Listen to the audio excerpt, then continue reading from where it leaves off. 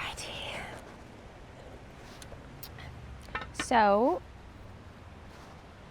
I want to talk about the first 1,000 days of life, and here's why. It's probably like single-handedly the most important thing I have learned as a mother, and I feel like every mother and parent out there deserves to know this because it could literally change the entire trajectory of our children's lives. And I discovered this really because I was terrified of developing a chronic disease because my mother was pregnant with me when she was diagnosed with multiple sclerosis, an autoimmune disease. And so literally while I was a fetus in her belly trying to develop, her body was fighting itself. It had an autoimmune disease, and I watched her health deteriorate, the first years of my life, and that really changed the way that I think about health. And even, being 4, 5, 6 years old, I was realizing that, if my mom was sick when I was in her belly, like, can I get sick? Am I going to be sick? And I was really scared of, losing the ability to walk like she was from the MS, and I never wanted my future children to see me struggle with that. And so it led me down this path of learning everything I could about how to prevent chronic disease. And what I discovered in all of the research around the first 1,000 days of life was so incredibly mind-blowing. It was terrifying, but also empowering and exciting. And I felt the fact that every parent doesn't know this, we're doing a disservice. Science is doing a disservice to every parent alive right now by not shouting this from the rooftops. We all need to do this. We would make completely different decisions as parents if we knew this information. So let's get into it. I want to talk about what it is, what the impact is on our children, and what we can do as parents to truly stack the deck in their favor. So, first 1,000 days of life actually is the moment a mom becomes pregnant. So it is the moment of conception. So first 1,000 days of life. A moment of conception. The instant that a woman becomes pregnant, then the baby is born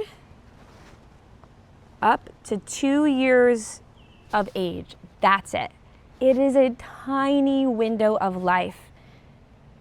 Really, 9 months of pregnancy, 2 years of life. That is it. But this window right here is the most critical window of human development in our entire life. This window sets the stage for our entire lives. And not just on some things, on everything. And what the research shows, and is very, very clear and has been validated extensively, is that we can either know everything we need to do to set our children up for success and truly allow for them to have the programming to live a healthy life, or if we don't know, the consequences are so intense that we can set them up for a lifetime of chronic disease and struggling with their health. And it is literally the number one factor is nutrition. So this window, most critical window of life, and what's even more crazy is that we literally just found out about this. We did not know about this 85 years ago when the ultra-processed food world was established. We just learned about this less than 30 years ago, and then less than 20 years ago, and the research is still continuing. So let's talk about how we actually discovered this and what is actually happening in the baby's body. So in 1990, a British researcher, David Barker, he was reviewing data, and what he realized was that babies that were born small from, I'm going to try to write this here, born small due to poor nutrition while developing in the mom's belly, 60 years later had a massive increase in higher rate of heart attacks and heart disease, regardless of any adult lifestyle differences between them. And so what his hypothesis was, it's called fetal programming. And what was amazing was he was the first researcher to truly observe this and to make such a broad conclusion to say, wait a minute, just while the baby's developing in utero can set a child up for a likelihood of developing heart disease alone 60 years later. And his hypothesis, within 10 years, so within 10 years of 1990, hundreds of research followed up on this and expanded on it. And then within another 10 years later, so within 20 years after this, tens of thousands of research papers and clinical trials and studies have been done, not only validating this fetal programming, but actually extending it to year 2 of their lives. So Gluckman, a researcher in 2008, was the researcher that said it's actually not just while the baby's developing. It's the moment of the baby is conceived, pregnancy up to 2. And Gluckman not only validated and said, yes, fetal programming is happening, but it extends to age 2. And what they realize is that after age 2, this window closes. And it's nearly permanent programming that happens. So if we just discovered this literally a decade ago, 2 decades ago, 1, how come everybody doesn't know about it? And 2, why aren't we given the tools to then ensure that our babies have 100% of what they need to set them up for success? Now, when I saw this research, I was excited because I was like, oh, I want to give my little guy everything he needs. But I was also terrified for myself, thinking back to my mom, who was literally eating ultra-processed foods, almost only ultra-processed foods, while I was developing in her belly, developed an autoimmune disease. And I remember asking my mom, what was it like? She said, I felt sick, I wasn't well, I was eating foods that my body was craving, and they were not good foods. She was eating Ritz crackers and spray cheese and cereals and Pop-Tarts, and it just broke my heart because I felt bad for the little, the little me that was developing in her, and it just made me have so much empathy for every mom that doesn't know this, because we have no idea the impact that we are making on our baby just by the foods that we're eating. So we're having these cravings and we're eating, but what we don't realize is that nutrition or lack thereof, or the toxic compounds in that, or the sugar in our food, it actually passes the placenta. So our baby's eating everything that we're eating. And I felt such an urge to make sure that, 1, parents are aware of this, but moms are encouraged and actually supported and set up for success. So that way, that really small window of 9 months, she can give her baby everything she needs. So now we have all the scientific validation. This is proven molecular biology that fetal programming in the first 1,000 days of life truly determines the health of our children for the rest of their lives. Now, in order for it to really make sense, because what's being programmed is every cell in their body's metabolic system. And I didn't really know what that meant, but once I understood and it helped me conceptualize just how important nutrition is and the functions that it's going to be creating within their body. So what the research shows was that a fetus that was malnourished, who didn't get the nutrition that they need, the body was building itself for a lifetime of scarcity, which means that if the baby is not getting the nutrition, not just calories, it's not getting the nutrients it needs, it's then going to completely change the way that those cells are wired. And it's going to set that baby up for an expectation of a life with malnutrition. But then what happens is, once the baby is born and they start now eating food, because they're not starving, they aren't malnourished, they're in this ultra processed food world that we live in, now there's an abundance of food and over calories and all of these toxic compounds. And so their body immediately goes into disease creation mode because it wasn't wired for that type of nutrition or raw materials coming in. And so the way that I think about this is conceptually, I like to think of it like a factory. Our baby's body is literally being built while it is developing in our bellies. It's literally, think of your baby's body as a factory. It is actually building this factory, and what it's being built in this sets the foundation for the rest of their life. So a few things that are being wired and programmed. The first thing is insulin sensitivity. And this is directly correlated by how much sugars the mom is taking in while she is pregnant, as well as the amount of sugars that the baby is eating from its first foods too. The second thing is mitochondrial function. So the way that I think of this is how many factory workers are going to be in the factory and their function, how well are they going to actually work and perform. The other thing that is created is the number of fat cells and their function. So is the factory going to have a lot of storage or a little bit of storage? And when the baby doesn't think it's getting nutrition, it's programmed to just store anything it gets.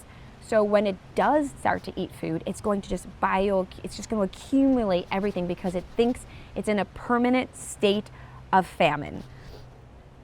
And so the other really, this to me was the most intense one to conceptualize, because this is the baby's brain structure and function.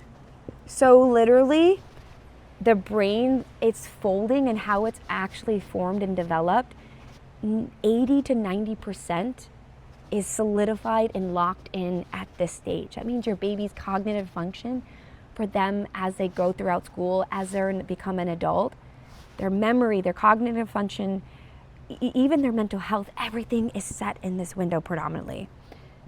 The fifth thing is their immune system. Their immune system is literally being programmed. And that's literally like the security guards around the facility. How well is our baby's body being protected, going to be protected for the rest of his life? That's determined here.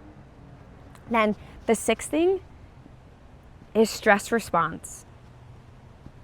And this is really important because this is going to determine the way that their cells respond to everyday life, environment, and nutrition. And this has a big correlation to mental health as well, which is what the research is showing now. And then the last thing, and this is the one that I think us as parents, we feel this every day. This is appetite and palate development. And so literally the foods that our babies will crave and ask for every day for the rest of their lives, even until they're adults, is going to be based on the foods that they ate in this really critical window, including what mom ate while she was pregnant. So the actual baby's palate, their tongues, and the actual cells are being programmed based on mom's food that she's bringing in, and then it's solidified from the moment baby starts eating. So first foods between 4 and 6 months up to 2. And so that's why it's so critical to make sure that we are giving them as much diverse whole foods as possible and trying to crowd out the ultra-processed foods, because ultra-processed foods in this window cause absolute devastating impacts on all of these areas, but palate is the one that we can see the most. We can't necessarily see their immune system or their brain structure, but the foods that they're eating and demanding and the foods that they are slapping off their plate because they don't want it, that's what we visually have to experience and see every day as parents. So to me, this one really hit home for me. And this factory, it's our job as parents to make sure that we are giving this factory the best building tools possible. I want a strong foundation built with the best raw materials. I want stainless steel and not weak, cheap plastic walls. I want my baby to have everything it needs, because what all of this first 1,000 day research shows is that the programming, the fetal in first 1,000 day programming, it is nearly permanent. And any changes that can be made after this window closes are very small. Epigenetic research is showing that there's minor changes that we could do through diet and lifestyle to help our babies maybe after the fact, but the cells have to work 20 times harder to try to fight that original baseline programming that happened during this window. And I don't want to set my son up for a world where he has to fight so hard just to be well, just to digest and properly maintain a metabolic healthy state in his life. And so when I'm thinking about, okay, as parents, if we knew this, what decisions could we make differently? It's decisions every time we give them a food, multiple times a day. When you think about, is this going to give that factory something that it needs, a benefit, a tool, a raw material that it's going to help it become stronger and last longer? Or is it going to guck up the pipes? Is it going to cause a disruption in that factory? And one of the things that I think is, one of the research that still blows my mind, and I think this is cited pretty often, is the Dutch hunger winter study.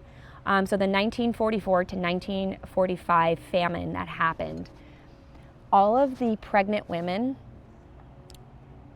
and their babies, so the babies that were developing in their bellies during that famine, they still, 60 years later, have completely different epigenetic factors because of that. And that's happening every single day we are pregnant, and every day our babies are in that first 1,000 days. So the research is very clear.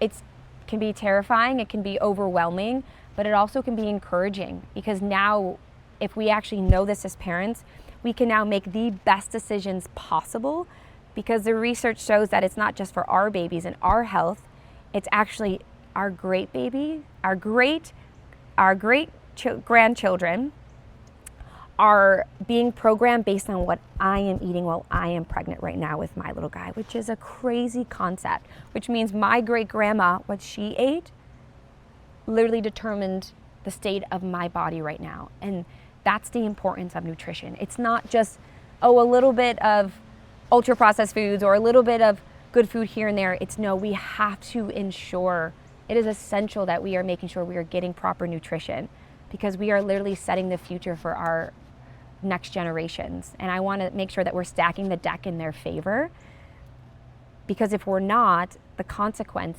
is too great. And that's why we have chronic disease rates higher than ever before. That's why we have preschoolers that have on-site heart disease that is brewing in their cells. And those innocent young children, we want them to thrive, but it's so hard in this ultra-processed food world, because we feel helpless. And once their palate now demands these foods, it's so hard to actually get them to eat whole foods again. So if we as parents can intervene in this window, let's make sure we're reducing and trying not to expose them to these ultra-processed, adulterated foods. It's going to make a world of difference, not only for our children, but every other child around them, and for the future. And one of the areas where the research kind of span off was not just the health impact, but also the economic impact. And the research shows that if for every $1 we invest in nutrition within the first 1,000 days of life, it has a $16 return, not just for us and our families, but for society. So the biggest thing that I believe as a mother we should be doing to invest in the future is invest in our children's nutrition and protect that first 1,000 days of life, because we really only have one shot. And once it's gone, it's gone. And so let's work together. Let's help educate other moms, other parents, to let them know, and set each other up for success. Let's create healthier options. Let's create communities built around health and wellness, and let's all be healthier together, because that's the world that I want my little guy to grow up in.